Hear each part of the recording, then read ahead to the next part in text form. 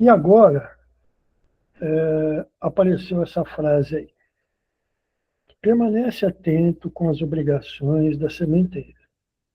Todavia, não se inquiete pela colheita, porque sabe que o campo e a planta, o sol e a chuva, a água e o vento pertencem ao eterno doador. Então, a planta, você planta. Entre a planta e a colheita, o que tem que ser feito? As obrigações da sementeira, quais são? Né? Não, entre a plantação e a colheita, o que tem que ser feito? Então, se você plantar numa sementeira, você vai ter que transportar essa planta depois do solo. Depois que antes de você transportar, você tem que preparar esse solo. Aí você transplanta. Depois que você transplanta, você tem que fazer o quê? Você tem que cuidar do solo. Cuidar das intempéries. O que é cuidar do solo? É não permitir que as ervas daninhas cresçam. Sim. Você tem que manter limpo o solo. Você tem que tirar as ervas daninhas. E o que são as ervas daninhas? As ervas daninhas, elas são as nossas paixões, as nossas vontades, os nossos desejos, algumas vezes desenfreados, o orgulho, a vaidade, a ambição, e assim por diante. Bom, o sol e a chuva, a água e o vento, depende do Pai. Mas a primeira parte é nossa. É nossa, é diferente. Então, e mesmo assim, às vezes o pai fala assim, vamos mandar uma chuvinha a mais aí para ver como é que ele se comporta. Tem que fazer as provas. Então, as leis que o Antônio comentou, o que elas fazem? Bom, lá no plano reencarnador, ele tem isso, ele pediu isso para passar por essa prova. Está na hora. E aí ela aparece. E quando ela aparece, na maioria das vezes a gente vê e fala assim, ô pai, mas justo agora você tinha que me mandar isso? Não podia esperar um pouquinho? Então, sabe, a gente tem visto muita coisa desse tipo. Né? Porque quando você lê, é muito simples. Mas quando você começa a esmiuçar, você vê que existe um trabalho maior. E o que é válido nisso é esse esforço que você tem que fazer entre a semeadura e a colheita, que vai envolver as dificuldades que vêm, vai envolver aquelas coisas que a gente precisa eliminar dentro da gente, que muitas vezes, mas vou deixar para outra. Quem sabe na outra eu venho assim, em vez de nascer em São Paulo, quem sabe assim eu nasço na Bahia, um lugarzinho mais tranquilo. O Divaldo mesmo dizia que, quando ele nasceu, a cegonha vinha trazendo ele, ele errou o caminho, em vez de jogar ele lá na Suíça, largou ele aqui na Bahia, e ele queria ter ficado na Suíça, mas não teve jeito, teve que ficar aqui. Né? Brincadeiras à parte, mas a história que ele contava. Inclusive, Fausto, quando adentrei na doutrina, eu tinha uma curiosidade, porque, assim, antes de eu entrar na doutrina, eu lia muito sobre o budismo, lia muito sobre a China, sobre os conceitos milenares da reencarnação, e essa visão, né, essa visão espiritualista. Aí eu entrei, comecei a estudar a doutrina, então eu fiz uma pergunta para o orientador da casa, o seu Miro, professor Miro, tem uma coisa que eu não estou entendendo sobre. Esse pessoal já conhece a reencarnação há 4.000 anos atrás, 5.000 anos, 6.000 anos atrás, eles estão lá nos livros Veda, e eu estou encafifado porque eles não andaram, estão no mesmo livro nosso aqui, fazendo as mesmas atrapalhadas, né? Basta ver o Paquistão, a própria Índia, com bomba atômica. Ele falou assim, sabe o que é o problema? Eles sabem de tudo isso, mas eles estão sempre adiando o trabalho a ser feito. Que você tocou nesse ponto, adiando. Ele falou assim, eles sabem, vamos deixar na próxima encarnação. Tem outra mesmo? Vamos resolver agora, porque dá trabalho mesmo. Você fazer essas correções de solo, essas correções das intempéries, retirar as graminhas, né, que crescem rápido, o pé de alface demora. O matinho é rapidinho. Não precisa nem de adubo danado. Não precisa nem se pôr Nem adubo. me fale de pé de alface. Né? É um negócio muito interessante. Eu perguntei para ele, falei, Antônio, olha, eu também já tive essa dúvida, mas eu perguntei a espiritualidade, foi essa explicação que eles deram para a gente. A preguiça é terrível.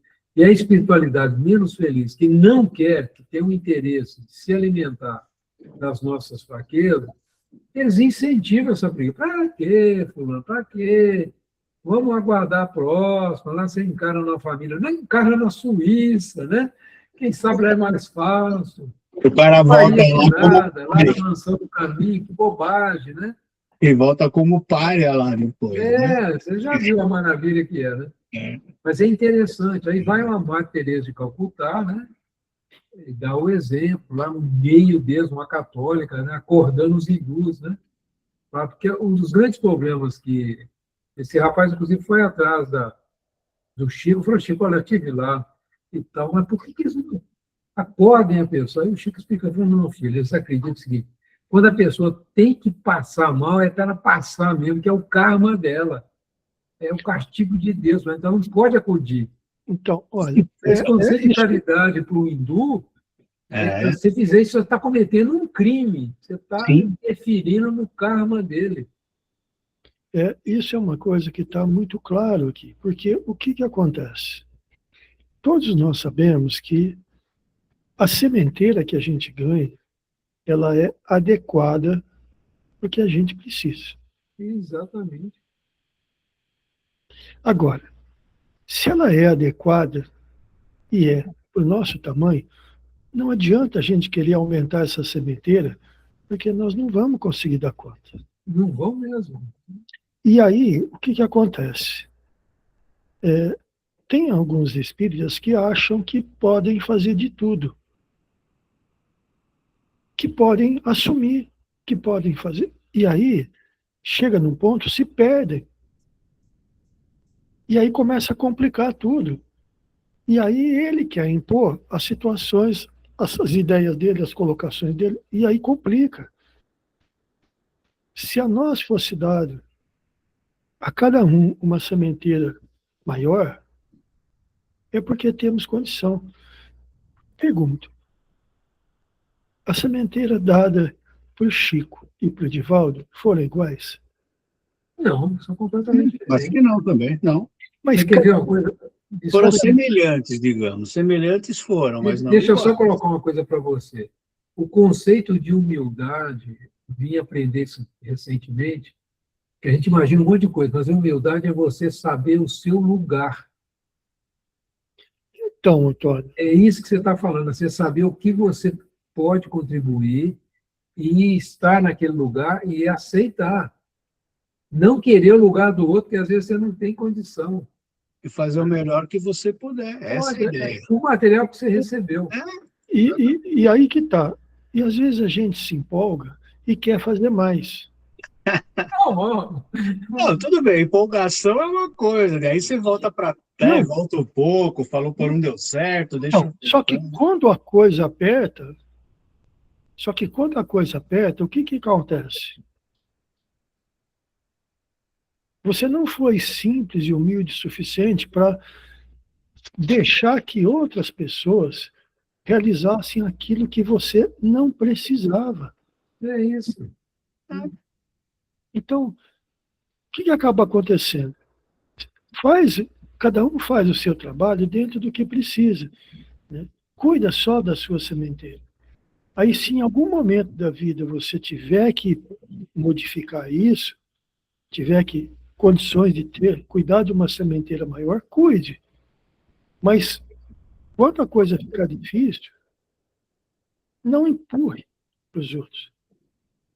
contorne aquilo e vá fazendo devagar. Deixa um pedacinho, faz aqui, depois vem buscar mais outro pedacinho.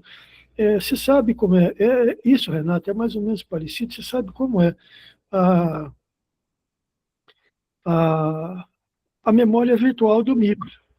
Né? né? Cria aquele. Então, o que ele faz? A memória encheu, ele vai lá, pega um pedaço que não está usando, coloca lá na memória RAM e traz o que ele precisa para a memória do CPU. E assim ele vai fazendo essa troca e trabalhando com pedacinhos. Né?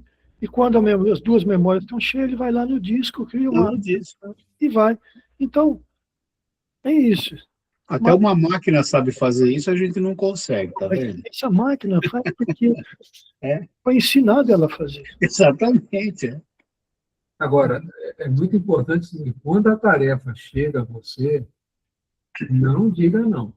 Fica assim, Teoricamente, você está em condições. Né? você sabe quando é para você mesmo.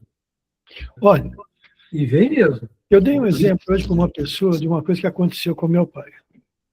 Ele comprou um caminhão em Ribeirão Preto. Trouxe para cá, o caminhão trabalhou um ano e pouco, e aí teve que fazer lá na oficina para fazer a regulagem da bomba injetora. Fazia a limpeza, limpar bico, limpar a bomba, fazia a regulagem e montar de novo. Bom, saiu de lá, começou a viajar, de repente o caminhão começou a acontecer o seguinte: você estava indo, você fazia uma curva para a esquerda, tudo bem. Você virava uma esquina para a esquerda, tudo bem. Quando você virava para a direita, ele cortava o óleo. O motor parava, desligava. Aí você tinha que descer, ir lá, soltar os bicos, sangrar, fechar, Nossa, dava partida, e ir embora. Fazia a curva para a direita, ele cortava o óleo. Fazia a curva para a esquerda, não acontecia nada. Uma vez meu pai, ele levou na Formagione em Campinas, levou na Massey Ferguson em Mogi Guaçu, levou em São José do Rio Pardo, no Nasser Veículos, e levou num monte de lugar. O último lugar que ele foi na fábrica da Motor Pex em São Paulo, da Massey Ferguson. Chegou lá e falou assim: olha, o caminhão está acontecendo isso, isso, isso. O engenheiro deu risada na cara dele. Vamos montar aí. Aí sentou o mecânico no volante, ele no meio e o engenheiro na porta. E saíram. Dentro de São Paulo. Vira para a esquerda, virou. Aí pegou uma avenida, vira para a direita. A hora que ele foi entrar para a direita, o caminhão cortou o óleo no meio da avenida, ficou atravessado meu Deus. a avenida, em São Paulo. São Paulo. Hein? Aí ele falou para o engenheiro: e agora? Reviraram esse motor. Não acharam.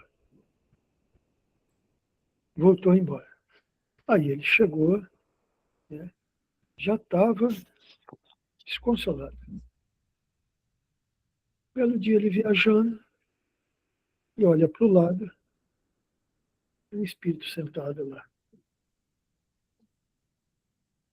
Senhor, eu vim aqui a pedido do irmão Bento. Um pedido que o senhor fez para ele, que desse uma luz sobre o problema que o senhor tem. O problema é com o seu caminhão. O senhor leva lá na oficina e pede para o pessoal da mecânica que vai cuidar dele para tirar esse parafusinho aqui debaixo da bomba injetora e inverter a mola. Quando eles montaram a bomba, naquela época o motor tinha o trambulador. Então você puxava, ele desacoplava a bomba, ela parava de injetar óleo. Né? E essa mola ficava por onde? Ela ficava para o lado de dentro. Eles montaram ela para o lado de fora. Então o que acontecia? Quando ele fazia a curva para a direita, ele trambulava, sozinho. E aí cortava o óleo, porque desligava a bomba. Aí ele levou, falou para o rapaz: tira esse parafuso. Quando o rapaz tirou o parafuso fora, ele falou: isso aqui está errado. O senhor veio aqui 2, 3 vezes, nós não vimos isso. Então, veja, correu vários riscos, passou várias dificuldades. Mas, em função das coisas que ele tinha feito, ele recebeu uma ajuda. Ele fez a parte dele, ele tentou de tudo. E, depois de passar por dezenas de lugares, especialistas, todos eles, ninguém conseguiu achar, ninguém conseguiu ver que tinha uma mola invertida. E aí vem, isso faz parte do quê? Da colheita. Isso faz parte da colheita. Né? E tem várias outras coisas que aconteceram com ele. Aí fica assim, bom, e agora? Merece ajuda ou não merece? Ah, por que que resolveu o problema dele e por que que não resolveu, talvez, o problema do outro? Nós não sabemos. Então, é, é como você falou, né? A gente precisa ter consciência disso. Não fazer mais do que deve. Fazer o que deve, o que precisa ser feito, mas fazer com bom gosto, com amor, com carinho, com dedicação. Né? Se você tiver que emprestar o ouvido para um colega, para um amigo que está precisando, empreste pelo tempo. Faustinho, o seu microfone, dependendo onde você coloca ele, o som some. Aí, Eu estou segurando o microfone aqui, mas o esperto, de vez em quando, põe o dedo aqui embaixo e tampa o microfone. Em vez de segurar de lado assim. Sabe o que é isso, Antônio? Faz parte da idade. Né? A cabeça já fica assim meio tarantantã, então eu vou deixar de falar, eu vou deixar vocês continuar, senão eu atrapalho muito. Atrapalha, não. Essas vivências são fundamentais para a gente entender tem que tudo. ter exemplo para entender. Não, você viu o que ele colocou, a espiritualidade agindo em algo eminentemente material, porque o pai dele mereceu essa ajuda. Isso é o que a gente vive, é a sementeira mesmo. Você está plantando e está colhendo. E é interessante isso, né? Você não tem que ficar esperando desencarnar para colher, não. A gente colhe conforme o nosso merecimento aqui mesmo. Não, a vida continua. Exatamente. Eu levei uma bronca de um mentor uma vez que eu brincava, vou deixar para a próxima. Ele chamou e falou, olha, cuidado com o que você fala, porque pode se tornar realidade. Nunca mais eu falei. Não é uma boa ideia, não. Não é, não. Nem brincando, nem brincando. Olha, gente, Muito bem. hoje a coisa está brava hoje, hein? Essa frase, essa daí é aquela é aquela que te encosta na parede e fala assim, bom, meu filho, agora E agora? você começa a criar vergonha na cara, você vai se dar mal. Não vai ter salvação, né? Usufrutuário dos bens divinos, onde quer que se encontre, carrega consigo mesmo, na consciência, no coração, os próprios tesouros.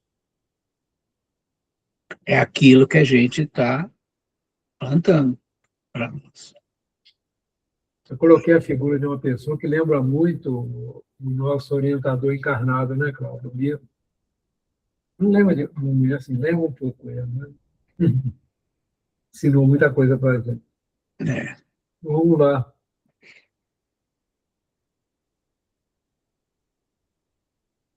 Vai comentar alguma coisa? Porque está bem dentro do que nós estávamos falando até aqui, né? Não É muito acrescenta. interessante quando as pessoas têm essa áurea, né, de amor, essa consciência, né, ela atrai as pessoas, né?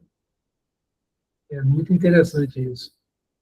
E é um cara que vai, teoricamente, nesse GIF que você pôs aí, usando lá atrás. Ele não está se escravizando para ajudar as pessoas, ele está ajudando segundo as intenções. O que a gente viu lá atrás, dá a impressão que ele realmente acolhe, mas deixa cada um seguir conforme as suas obras. É. A orientação vem, mas... Você imagina o que Paulo deve ter passado para escrever isso? Sim. Porque essas coisas, essas palavras, não sai de uma vida tranquila e serena. Isso sai do sofrimento e da dor. Essas palavras saem do sofrimento e da dor. O que deu a ele resignação, fé e confiança. Então, para ele escrever isso, ele deve ter vivido isso. Passado por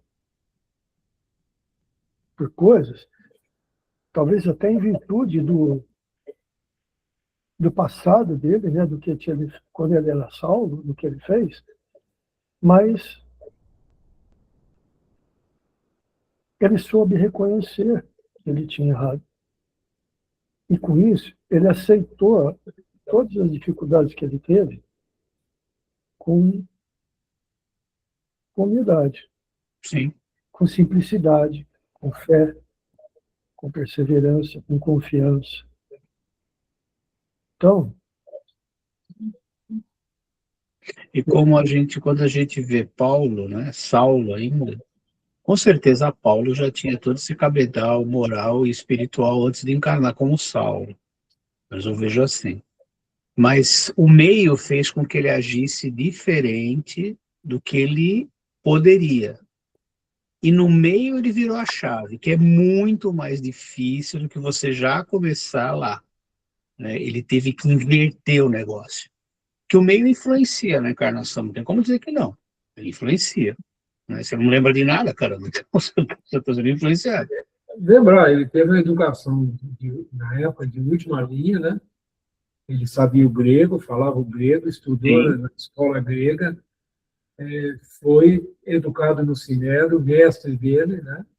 Era do alto escalão, e preparado para assumir o comando do Sinédrio. E de uma hora para outra aparece um Cristo, um Estevão na vida dele, falando de um Cristo que ele nunca tinha visto, Pois né? Já tinha sido crucificado, e vivendo as verdades do Cristo, né? O Estevão. E aqui deu um nó na cabeça, ele ainda descobre que ele é irmão da amada dele, aí pronto. Aí pronto, né? Vamos para Damasco acabar de matar o pessoal, hein? Exatamente. Por que você me persegue, rapaz? É. Né? Mas se ele não tivesse isso dentro, se ele não tivesse isso na consciência, no coração, antes de chegar, ele não mudaria, porque ele não teria nem motivos para. Então, olha que interessante, a gente tem que, olhando isso, você vê, é muito maior o que Paulo trouxe, porque ele mudou a ele mesmo no meio de um negócio assim. Tenta imaginar como estava a cabeça do cara. E é a grande verdade, ninguém consegue mudar ninguém, só você. Não, exatamente. Não, se Jesus aparecer para você lá na estrada de Damasco, é capaz que ele mude você assim de repente, né? Só no susto já dá para você falar. Não, tô brincando. Ele fala uma coisa muito importante, Jesus, né? Que Paulo, ele valoriza a fé que Paulo tinha em Deus. Porque ele falou assim, Paulo, você era fiel à sua crença e fez tudo em favor dela. É o extremismo que ele fez. Sim, sim. Mas tu agora vai usar essa energia em favor ao amor, né? Em outra direção. Em outra direção. Essa foi porque Jesus viu nele o Paulo, né? Ele não via o Saulo, ele viu o futuro. Sim. Que já existia. Ele viu o Emmanuel, né? Quando ele olhou para o senador Publius, né? Ele viu o Emmanuel. 2.000 anos mais daqui lá na frente, mas viu o Emmanuel. Então. E Jesus olha a gente vendo o nosso caminho. Isso que é bonito. Se ele aparecer para a gente, é porque a gente já está. Está na hora de levar os colaboradores. O cara muda no susto. Você toma um susto tão grande, você desencarna. Você já muda no susto, né? Hoje o desencarne é garantido, né? Mas quem sabe no futuro. Sem dúvida. E você vê, né? E com tudo isso, o Paulo, ele ainda teve a simplicidade e a humildade de procurar ajuda todas as vezes que ele precisou. Esse é o ponto gato. Ele não ficou só na oração a Deus pedindo ajuda. Ele foi buscar com todos que cercavam, com os apóstolos todos. Ele passou, foi buscar a compreensão, a fé, a esperança, a confiança que ele precisava para continuar. E que muitas vezes a gente deixa isso de lado, né? A gente não procura, mas eu vou dar trabalho, eu vou fazer isso. Então, pelo orgulho, né, Faustinho? Oi? Pelo orgulho, usualmente, né? Então, mas eu só fico pedindo ajuda, eu não faço nada. Aí é que entra o perigo. Quando ele começa a pensar, eu faço ajuda, eu peço ajuda e não faço nada, é que começa o perigo.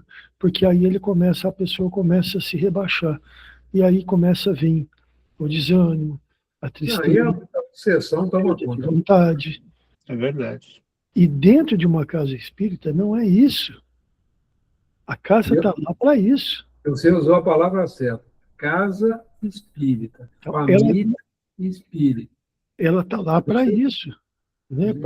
Para acolher, para te ajudar naquilo que é possível.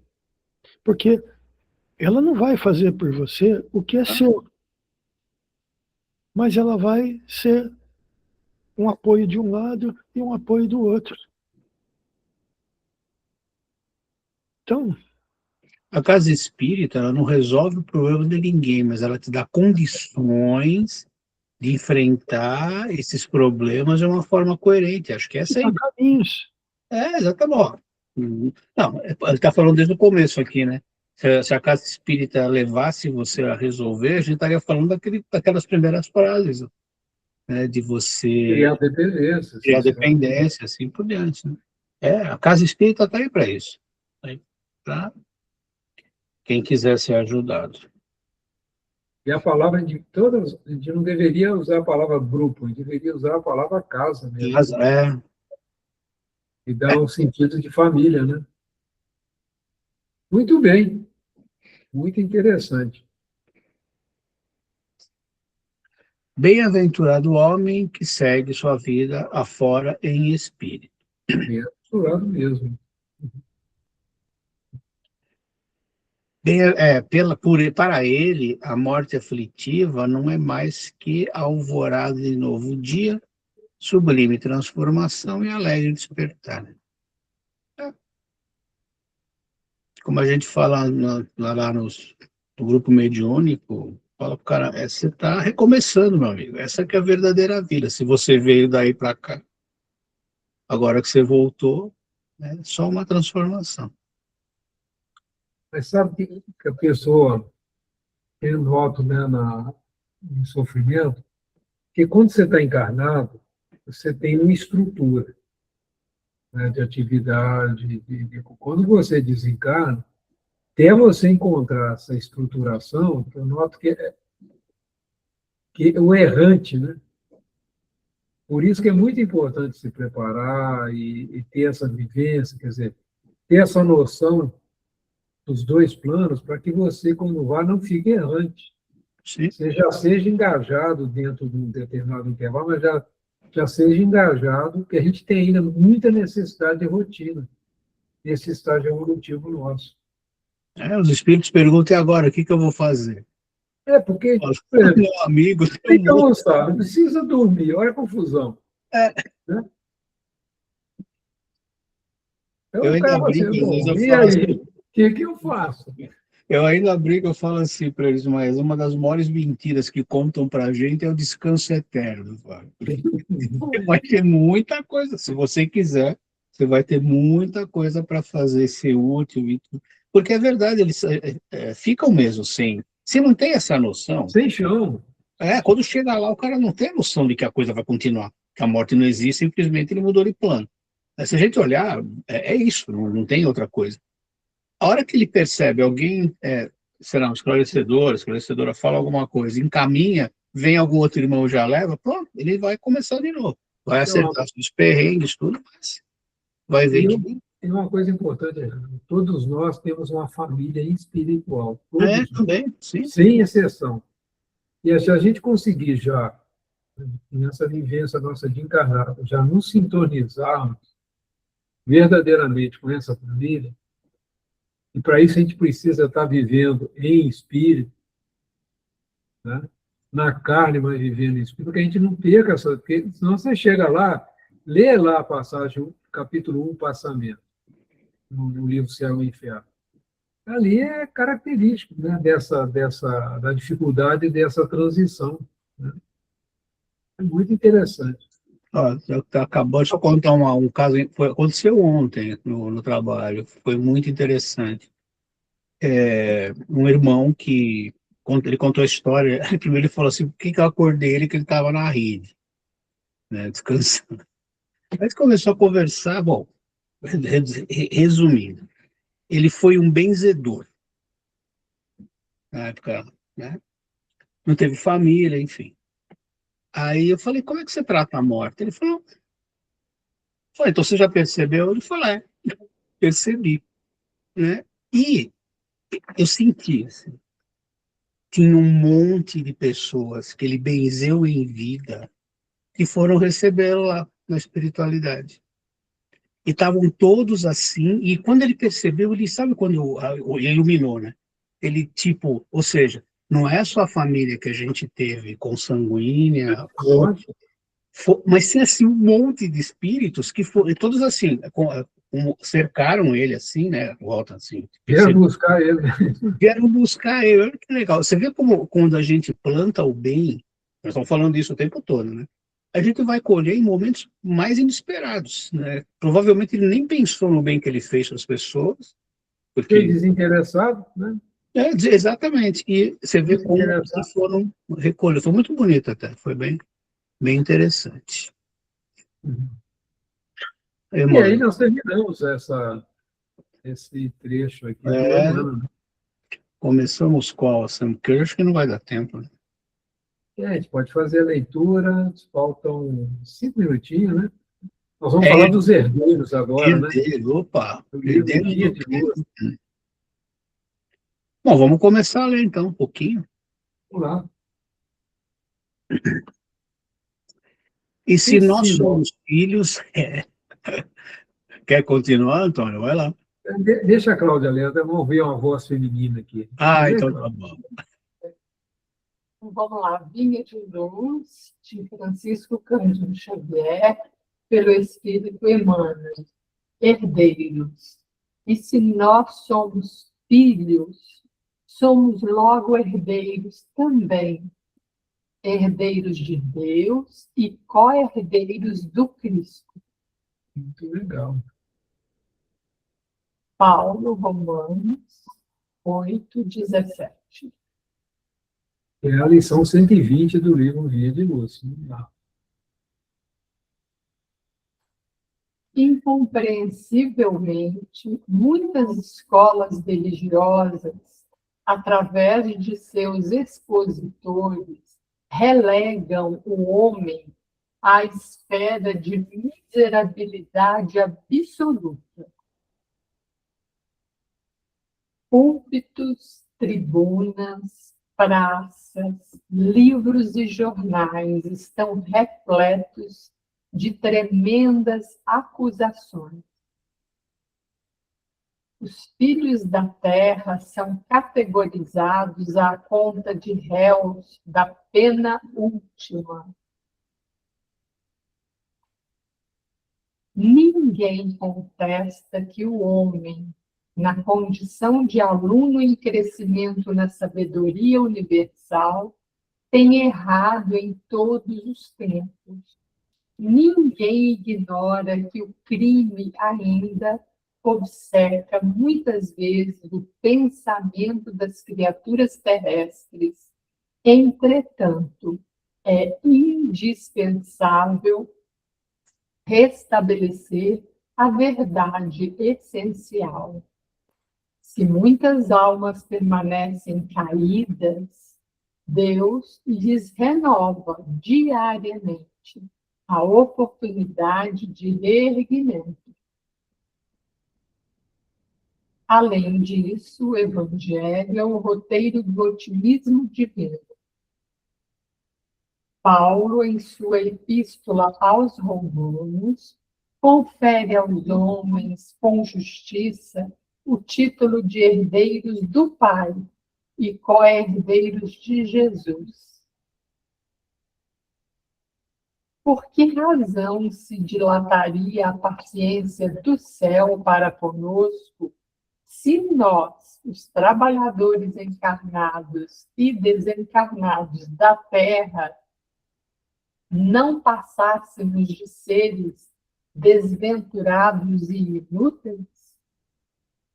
Seria justa a renovação do ensejo de aprimoramento a criaturas irremediavelmente malditas? É necessário fortalecer a fé sublime que elevamos ao alto, sem nos esquecermos de que o alto deposita santificada fé em nós. Que a humanidade não menospreze a esperança. Não somos fantasmas de penas eternas, e sim herdeiros da glória celestial, não obstante nossas antigas imperfeições. O imperativo de felicidade, porém, exige que nos eduquemos convenientemente, habilitando-nos à posse imorredoura da herança divina. Olvidemos o desperdício da energia, os caprichos da infância espiritual e cresçamos para ser, com o Pai, os tutores de nós mesmos. Emmanuel. Muito, muito, muito. Bela mensagem. Bem, temos bastante direção para o próximo encontro. Né? Com certeza. Bonito, Emmanuel, né? Antônio, como você fala, né? Esse Emmanuel é danadinho, né? Esse é danadinho, rapaz. É apaixonante a gente estar fazendo. Ele é da pá virada, hein? Esse entendeu, hein? Levou tempo, mas entendeu direitinho. E faz a gente pensar, que é o importante. Não, precisamos sim, precisamos muito dessa fé para a gente. Porque o mundo quer desanimar a gente, quer ou não quer? O tempo todo. O tempo todo. Não tem jeito, mas não é isso. Nós somos herdeiros do Pai, co-herdeiros do Cristo. E ele está falando aos romanos, né? Interessante, né? Mesmo aqueles que se fala aos romanos, serve para todo mundo hoje ainda. Isso, somos nós mesmos. Você faz o fechamento?